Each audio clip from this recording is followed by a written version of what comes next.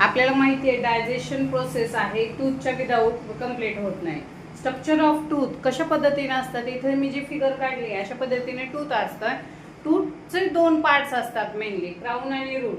Crown का म्हणलं जातंय, कारण त्याला एखादं राणीने मुकुट जसं घातलंय त्या पद्धतीने ते दाताची रचना आहे क्राऊन सारखी.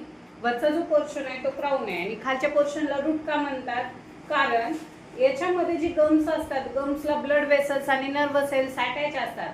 तुमच्या दाताला काही लागलं तर रक्त निघतंय, दात पडत असताना पण निघलं जातं.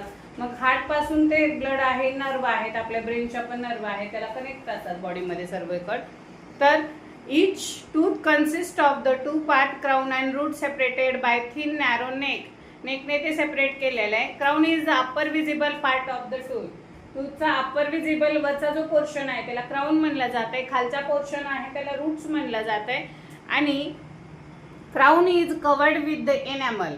हे हार्डेस्ट कवरिंग असते, टीथला कवरिंग केलेली. आपले दात आहेत असं ही केले तर वाचते. ओके, हार्डेस्ट कवरिंग आहे त्याला एनॅमल्स म्हणलं जात आहे.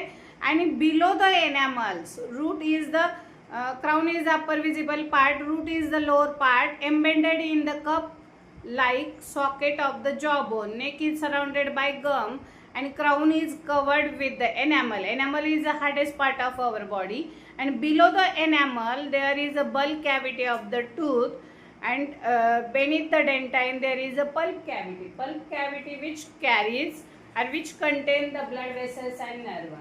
पल्प कॅव्हिटी आहे डेंटाईनच्या मधल्या बाजूने असते. हार्डेस्ट कव्हरिंग आहे त्याला एनामल म्हणायचं. एनामलच्या खालच्या बाजूला डेंटाईन असते. डेंटाईनच्या खाली पल्प कॅव्हिटी असते. पल्प कॅव्हिटीमध्ये ब्लड वेसल्स आणि नर्व सेल्स आहेत. त्याच्यामध्ये आपण जन्मल्यावर आपल्याला दात नसतात, हळूहळू ते दात वाढायला लागतात, यायला लागतात. ते टेम्पररी टीथ आहेत. लहान मुलांमध्ये आहेत 20 टीथ असतात.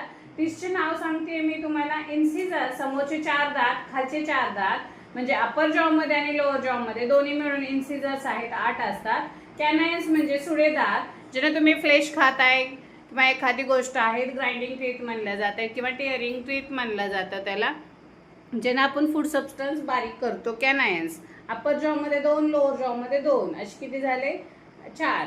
8 आणि 4 12. ओके. आणि प्रीमोलार्स म्हणजे दाढ असते तुमची. दाढ आहे ती किती असतात, अप्पर जॉमध्ये 4, लोअर जॉमध्ये 4. 4 आणि 4 8, 12 आणि 8 20. हे चाइल्ड्समध्ये झाले 20 टीथ. आणि जे अडल्ट्स आहेत आमच्यामध्ये आहे ते 32 टीथ असतात. कसे, अक्कल दाढ लहान मुलांमध्ये नसते. जेव्हा अक्कल यायला चालू होती त्यावेळेस अक्कल दाढ येत असते. अक्कल दाढ म्हणजेच मोलार्स आहेत. अप्पर जॉमध्ये 6 आणि लोअर जॉमध्ये 6.